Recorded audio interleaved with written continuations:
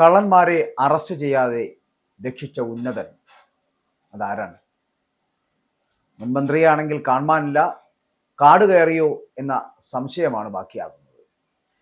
ശബരിമല സ്വർണ്ണക്കൊള്ളയിൽ അന്വേഷണം പ്രതിസന്ധിയിലായിരിക്കുന്നു എന്ന് തന്നെ പറയേണ്ടിയിരിക്കുന്നു. എന്തുകൊണ്ടാണ് അങ്ങനെ ഒരു പ്രതിസന്ധി ഉണ്ടായത് ഇപ്പോൾ എന്നുകൂടി ചിന്തിക്കുക. സത്യത്തിൽ കൂടുതൽ അറസ്റ്റുകൾ ഉണ്ടാകേണ്ടതായിരുന്നില്ലേ? എന്നിട്ടും കൂടുതൽ അറസ്റ്റുകൾ വൈകുന്നത് എന്തുകൊണ്ടാണ്? ആരാണ് ഇതിനിടയിൽ ഇടപെടലുകൾ നടത്തിയത്? ഇങ്ങനെയൊക്കെ ഒട്ടനവധി ചോദ്യങ്ങൾ പൊതുസമൂഹം ചോദിക്കുന്നുണ്ട്. അതിനുത്തരവും അവർ തന്നെ കണ്ടെത്തുന്നുമുണ്ട്. രാഹുൽ മാങ്കൂട്ടത്തിലിനെ ഒരു വഴിക്കാക്കണമായിരുന്നു. ഇപ്പോൾ അത് നടന്നു കഴിഞ്ഞു. ഇനിയെങ്കിലും കടകംപള്ളിയുടെ അറസ്റ്റ് ഉണ്ടാകുമോ എന്ന് ചോദിച്ചാൽ ഇല്ല എന്ന് മറുപടി പറയേണ്ടി വരും. കാരണം തിരഞ്ഞെടുപ്പ് കഴിയും വരെ ഇതിങ്ങനെയൊക്കെ പോകൂ. ആരും ആരെയും അറസ്റ്റ് ചെയ്യില്ല. അത് കടകംപള്ളിയാണെങ്കിലും ഇവിടെ രാഹുൽ മാങ്കൂട്ടത്തിനാണെങ്കിലും. ശബരിമല സ്വർണ്ണക്കൊള്ളയിൽ തിരുവിതാംകൂർ ദേവസ്വം ബോർഡിലെ ഉന്നതർക്ക് പങ്കുണ്ടെന്ന് പറഞ്ഞത് കേരള ഹൈക്കോടതിയാണ്. ആ ഹൈക്കോടതി അങ്ങനെ വിശദീകരിക്കുമ്പോൾ ഇനിയും ഒരുപാട് പേർ അറസ്റ്റിലാകാനുണ്ട് എന്നുള്ളത് വ്യക്തമാണ്. അപ്പോൾ ഈ അറസ്റ്റുകൾ ഉടൻ ഉണ്ടാകുമോ? ഇങ്ങനെ ചോദ്യം ചോദിക്കുന്നത് സമൂഹത്തിന്റെ ഒരു കൃത്യമായിട്ടുള്ള ചിന്തയാണത്. എന്തുകൊണ്ടാണ് ഇത്തരത്തിലുള്ള അറസ്റ്റുകൾ നടക്കാതായി പോകുന്നത് എന്നുള്ളത് അവരുടെ ഒരു സംശയം കൂടിയാണ്. അപ്പോൾ ദേവസ്വം ബെഞ്ച് ഒരു മാസത്തേക്ക് പ്രത്യേക അന്വേഷണ സംഘത്തിന്റെ കാലാവധി വരെ നീട്ടി നൽകുകയും ചെയ്തു. എന്നാൽ അതിനുശേഷവും വലിയ വേഗത അന്വേഷണങ്ങളിൽ ഇപ്പോൾ കാണാനില്ല.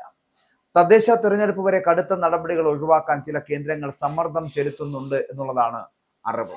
ദ്വാരപാലക ശില്പങ്ങളിലെ സ്വർണ്ണപ്പാളികൾ അത് പുറത്തു കൊണ്ടുപോകണമെങ്കിൽ ദേവസ്വം ബോർഡ് ഉന്നതരുടെ പങ്കില്ലാതെ കഴിയില്ലെന്ന് കോടതി തന്നെ നിരീക്ഷിക്കുകയും ചെയ്തു. നിലവിൽ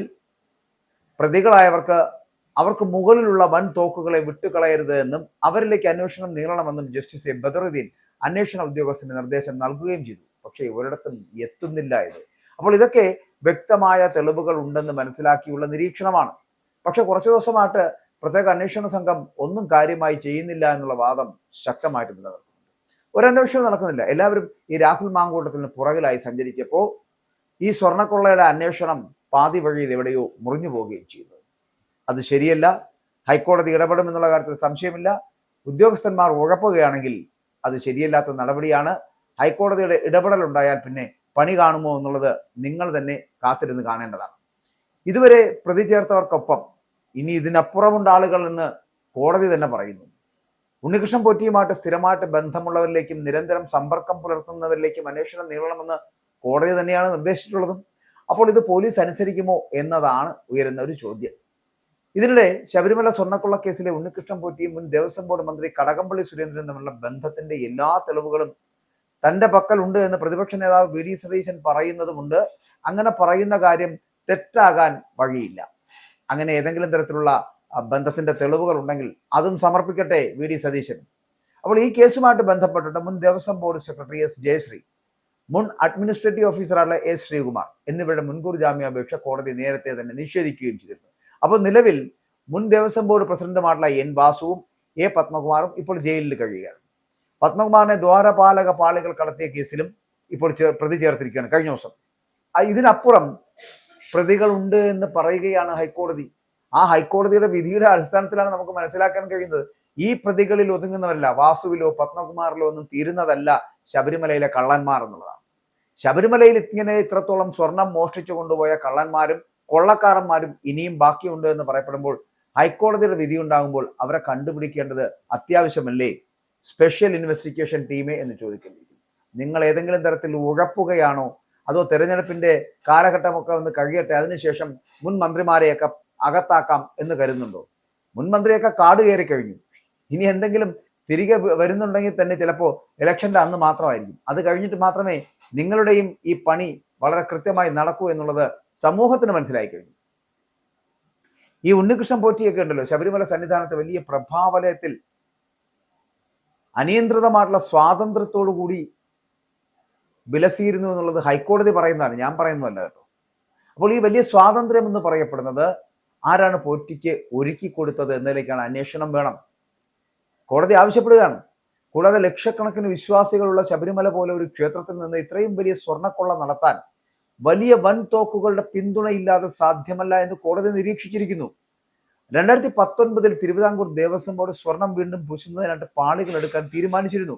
എന്നാൽ ഈ തീരുമാനമെടുത്തപ്പോൾ അത് ഉണ്ണികൃഷ്ണൻ പോറ്റിയുടെ കൈവശം കൊടുത്തുവിടാനുള്ള ഒരു തീരുമാനമുണ്ടല്ലോ, ആ തീരുമാനം ഉണ്ടായിരുന്നില്ല. എന്നാൽ അന്നത്തെ ദേവസ്വം ബോർഡ് സെക്രട്ടറി ആയിരുന്ന എസ് ജയശ്രീ ഈ തീരുമാനം ഉത്തരവായി പുറത്തിറക്കിയപ്പോഴാണ് സ്വർണം പോറ്റിയുടെ കൈവശം കൊടുത്തുവിടാൻ തീരുമാനമാകുന്നത്. അപ്പോൾ ഇത് ഉന്നതരുടെ സഹായത്തോടെ പോറ്റിക്കുണ്ടായിട്ടുള്ള വലിയ സ്വാധീനം, ആ സ്വാധീനം വ്യക്തമാക്കുന്നതായിട്ട് നിരീക്ഷണം നടത്തിയിരിക്കുന്നു കോടതി. കോടതിക്ക് മനസ്സിലായി ഈ കള്ളത്തരല്ല, ഈ കൊള്ളക്കാരന്മാരെല്ലാം ഇതിനകത്ത് തന്നെ ഉള്ളതാണെന്നും ഇവന്മാരെല്ലാം കൂടെ ചേർന്ന് തന്നെ ഈ ശബരിമലയെ കട്ടുമുടിക്കുമെന്നും കോടതി നിരീക്ഷിച്ചിരിക്കുന്നു.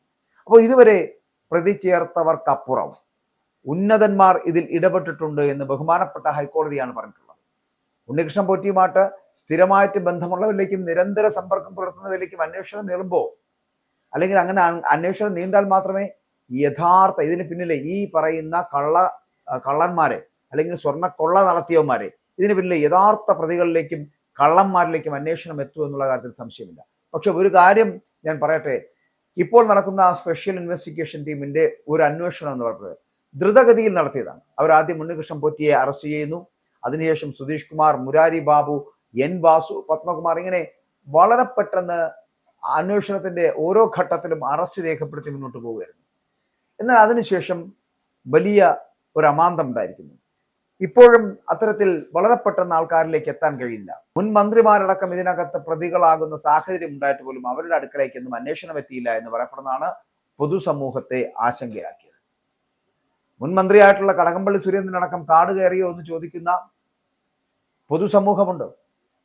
കാണാനില്ലാത്ത ഒരു വ്യക്തിയെക്കുറിച്ച്, കാണാണ്ടാകുന്ന ഒരു വ്യക്തിയെക്കുറിച്ച് മറ്റുള്ളവർ അന്വേഷിക്കുന്നു എന്ന് പറയപ്പെടുന്ന പോലെ പ്രതിയാകുമെന്ന് ഉറപ്പുള്ളപ്പോഴാണോ കാട് കയറുന്നത് എന്നൊരു ചോദ്യം ഉണ്ടാകും. എന്തായാലും ആരെയും ഇപ്പോൾ അറസ്റ്റ് ചെയ്യുന്നില്ല. അന്വേഷണം വളരെ കൃത്യമായിട്ട് എത്തേണ്ടതുണ്ട്. ഉണ്ണികൃഷ്ണൻ പോറ്റിയുമായിട്ട് സ്ഥിരമായിട്ട് ബന്ധമുള്ളവരിലേക്ക് എത്തൂ, നിരന്തരം സമ്പർക്കം പുലർത്തുന്നവരിലേക്ക് എത്തൂ. അങ്ങനെ അന്വേഷണം നീട്ടട്ടെ, അങ്ങനെ അന്വേഷണം നീളണം. എന്നാൽ മാത്രമേ ഇതിന് പിന്നിലെ യഥാർത്ഥ പ്രതികളിലേക്കും കള്ളന്മാരിലേക്കും അന്വേഷണം എത്തൂ എന്ന് കോടതി പറയുമ്പോൾ, കോടതി പറയുന്ന വാക്കുകൾ അനുസരിക്കുവാൻ ഇവിടുത്തെ പോലീസുകാർക്ക് കഴിഞ്ഞേ പറ്റൂ. അതിനകത്ത് ഏത് തരത്തിലുള്ള ന്യായീകരണം നിരത്തിയിരുന്നാലും, ഏത് സർക്കാരിന്റെ ഇടപെടലുകൾ ഉണ്ടായിരുന്നാലും നിങ്ങൾക്ക് കോടതിയെ ബഹുമാനിക്കേണ്ടി വരും, അനുസരിക്കേണ്ടി വരും. നിങ്ങൾക്ക് ചിലപ്പോൾ കുറച്ച് ദിവസം ഇത് നീട്ടിവെക്കാൻ കഴിയും. കാരണം നീട്ടിവെക്കപ്പെടും. 9 തൊട്ട് 11 വരെയുള്ള ദിവസങ്ങളിൽ ഇത് നീട്ടിവെക്കപ്പെടും. ഡിസംബർ 11 ശേഷം മാത്രമായിരിക്കും ഇനിയുള്ള അറസ്റ്റുകളോ ഇനിയുള്ള അന്വേഷണത്തിന്റെ വേഗതയോ ഒക്കെ നടക്കൂ എന്ന് പറയാനിരിക്കുന്നു. എന്തായാലും ഒരു കാര്യം ഉറപ്പാണ്, യഥാർത്ഥ പ്രതികളിലേക്ക് എത്തുവാൻ എന്തോ അന്വേഷണ സംഘത്തിന് കഴിയുന്നില്ല. ഏതോ ഉന്നതർ വളരെ കൃത്യമായി ഇടപെടുന്നുണ്ട്. ആ ഉന്നതന്മാർ എന്ന് പറയപ്പെടുന്നത് ഈ സർക്കാരിൽ ഉള്ളവരാണ്, ഈ സർക്കാരുമായി ബന്ധപ്പെട്ടവരാണ്, ഈ സർക്കാരിനെ നിയന്ത്രിക്കുന്നവരാണ്, ഈ സർക്കാരിനെ നിയന്ത്രിക്കുന്ന പാർട്ടിയിൽപ്പെട്ട ഉന്നത ശ്രേണിയിൽപ്പെട്ടവരാണ്. അതാരാണെങ്കിലും, ഇനി മുഖ്യമന്ത്രി പിണറായി വിജയനാണെങ്കിലും അല്ല പാർട്ടി സെക്രട്ടറി എം വി ഗോവിന്ദനാണെങ്കിലും ആരാണ് ഇടപെടുന്നതെങ്കിലും ഈ ഇടപെടലുകൾക്കപ്പുറം ഒരു ദിനം ഉണ്ടാകും. അത് ഈ തിരഞ്ഞെടുപ്പ് കാലത്തിന് ശേഷമാണ്. ആ തിരഞ്ഞെടുപ്പ് കാലത്തിന് ശേഷം കൃത്യമായും ഈ മുൻ മന്ത്രിയാണെങ്കിലും ഇനി ആരെങ്കിലും അതിനകത്ത് വേറെ അതിനെക്കാട്ടിലും വലിയ ഉന്നതരുണ്ടെങ്കിലും അകത്താകും എന്നുള്ള കാര്യത്തിൽ യാതൊരു തർക്കവുമില്ല.